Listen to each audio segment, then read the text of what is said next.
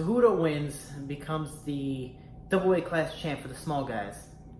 But was it really for the small guys? Is the flyweight division saved? Is he the savior we all been wanting? I don't think so, but we'll check this out.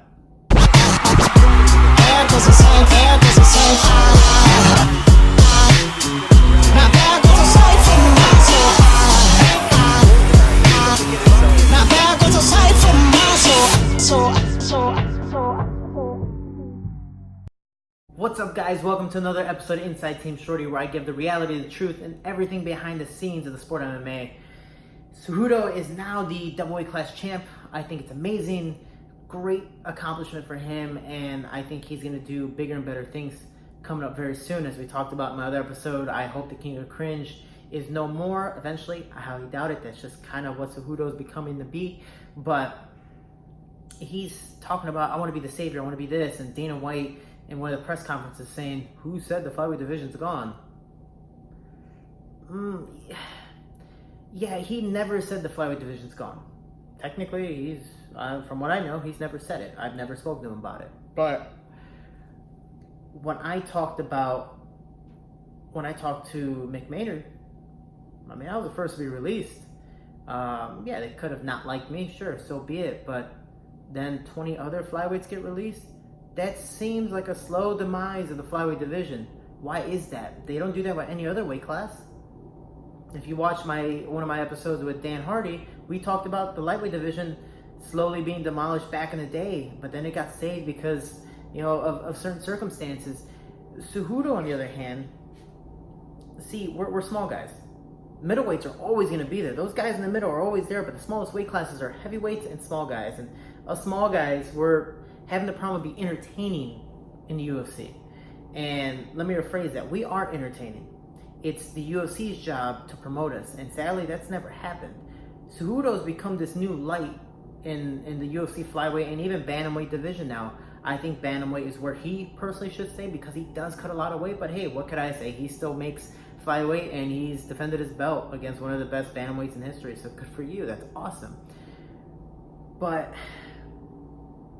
is the flyweight division saved? And people ask me all the time because I was the first flyweight to announce this and get cut. Actually, because of my video in the last season about DJ and Ben Askren having this big old trade, I actually got released because of it, because my speculation was spot on. I'm not saying my speculation is spot on now because I never said that in my first episode, but when you already released 20, 30 people, because we had 40 people in the flyweight division, 40-ish, now we have 12. Every single guy is ranked. It's like a false ranking in a sense. Hey, you're in the UFC, so automatically you're ranked in the flyweight division. That's not cool. I wouldn't respect it, but hey, so be it. These guys aren't fighting to keep, you know, to stay in the UFC, or excuse me, to win some money now. They're fighting for their contracts. You lose one, you're out. I lost one, I was out. Brandon Moreno lost one, he was out. Justice Goggins lost a few, he was out. Louis Mocha, out. I mean, technically now he's back in. Why is that? Because some people are butt buddies with Mick Maynard. Some people are LFA guys, RFA, Legacy back in the day. Or they're just really good friends with the matchmaker. And sadly, the sport is now becoming more who you know and can you sell tickets over, are you that good of a fighter? Again, boxing has adapted years and years and years, and there's so many weight classes. Even the smallest weight classes, they can easily promote. Why? Because those fighters are awesome, and the promotion does have to work. It's like a relationship. But sadly, the UFC doesn't promote us. Now, yay, the flyweights are getting some recognition because of Henry Cejudo, but let me rephrase that. Henry Cejudo is getting recognition, not the flyweights. I think Benavidez is awesome, and I believe he deserves a title shot after Formiga, because Formiga's been ranked #1 behind Cejudo until Cejudo got his title shot, and Formiga's like, I'm waiting for my chance. But hey, I think they're having the rematch, Benavidez and Formiga. I think that's awesome. It's a great match. I still wish Formiga would have got the immediate title shot, but hey, Cejudo was doing his thing, and these guys need their money. You know, they're trying to stay relevant, entertaining. That's awesome. They're still trying to do so. They're really trying to prove a point with this fight. #1 and 2 guy going for the champ. I think that's amazing. But they're promoting Cejudo. They're not promoting the flyweights. Mainly if there's only 12 guys left. I know UFC Fight Pass doesn't really show the fights anymore. It's all on ESPN Plus, ESPN, and pay-per-view. But what flyweights are in the main card? only Cejudo. Wow, that kind of reminds me of when DJ was around. It was only DJ. Yeah, DJ was co-main event even in his historic championship fights, but he was still main card. Hell, and I was at this card. Benavidez and Sergio Pettis at the time were both 1 and 2, or at least 2 and 3. They fought in the Chicago prelims. No, let me rephrase that. The UFC Fight Pass prelims. And that's crazy. Why? That shouldn't happen. These guys are fighting for a possible title contender shot. And the sad thing is, if Sergio would have won that, he would have got a title shot. Why? Because he's never fought for it before. He's entertaining, and he's a Pettis. It's who you know. And he's a great fighter. There's nothing wrong with that. But with Benavidez, he won that fight and still had to fight again, and now again and again to get another title shot. Like, how many can you win in a row at being number 1? It's not fair to fight number 1 versus number 10. You know, so again, I don't know what the UFC is doing. If they are going to save the flyweight division, do it. Rehire guys, which is going to be really awkward when they call people and go, hey, I know we cut you, we're going to cut the flyweight division, but we lied. Come on back. Cejudo saved us. I highly doubt that.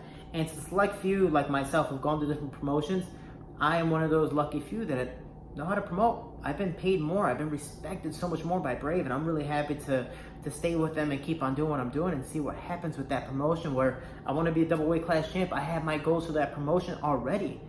But you had Justin Scoggins fighting Ryzen. You had Jared Brooks trying to fight in Detroit. I think that card got canceled for him. Sorry, man. And so many others are already trying to go out and make their way back into the UFC. Hey, if you can make it, that's awesome. But you have to remember, will this happen again? You know, will the UFC still treat you the same? Will they even allow you up to move to bantamweight? Because for me, they didn't. You know, they told me, hey, your first fight you got lucky, and your second fight you got demolished. So get out of here. Hey man, I did you 2 favors, 9-day notice and 20-day notice in 2 months. I'm exhausted, but you still, in a sense, forced me to fight. I didn't know you could say no, and if I said no, I went to fault for a while, and that's in the whole Dan Hardy episode. So guys, please check that out. But for me, my perspective, my personal opinion, if the UFC were to call me tomorrow and go, hey man, we can find a way to release you from your Brave contract to re-sign you, would you be down for that? No. Why? We're the biggest promotion in the world, but it doesn't mean you're the best. And trust me, I had that whole mindset of, it's UFC, it's UFC, UFC. I don't care about this promotion, that promotion, all these other promotions. Guys, we're putting our lives on the line, not just in every fight, but in every single practice as well. Hell, I could fall on my face, do a whole $1 million baby, and out of nowhere, I'm paralyzed. I can break my foot walking outside. I can just anything.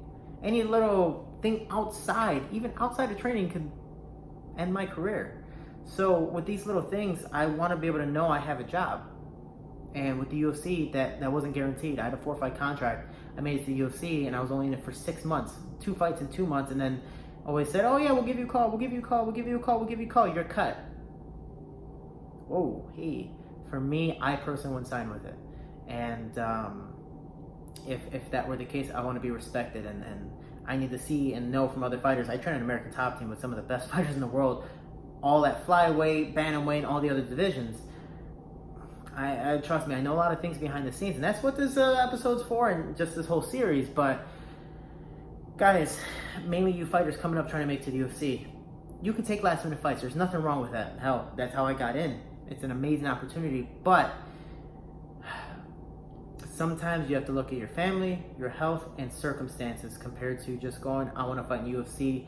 This is the big time. It's not the big time, because I still had to do things on the side just to make money in between my fights. So again, watch the Dan Hardy episode. You'll learn a lot about that. But I don't believe the flyweight division's saved. I think Henry Cejudo or King of Cringe is doing his thing. That's awesome. I'm not a fan of King of Cringe. I'm a fan of Henry Cejudo. Congratulations to you. I'll never, ever, ever be able to belittle that, because trust me, I'm not a fan of King of Cringe. But Cejudo, you are a champion, and it's awesome. But I don't believe you are the flyweight savior. Guys, what do you think? What's your opinion on this? You think Dana White's going to bring the flyweights back? Are they going to randomly sign other people that just aren't known? What are they going to do? And are they going to make it more fan entertaining maybe and have some cross promoting? I think that'd be awesome. I highly doubt it for the UFC, but Congrats to Bellator and Ryzen for having the cross-promoting events. I think that was huge. But again, congratulations, Kyoji. But I don't see the flyweight division being saved. If it is, amazing, guys. Congrats, and I hope you all do phenomenally well. But for me, I'm just not looking at that right now. I found my home, and Brave is taking care of me very well, and I will be the flyweight and bantamweight champ very, very soon. But time will tell, and until that happens, we'll see what happens next. But guys, leave your comments below. Tell me what you think. Follow me on all social media pages. And again, teamshorter.com, where I sell all my merchandise. Please help, share, support. I thank you guys so much. And let me know in the comments below what videos or comments or topics you want me to talk about. Thanks so much, and until next time.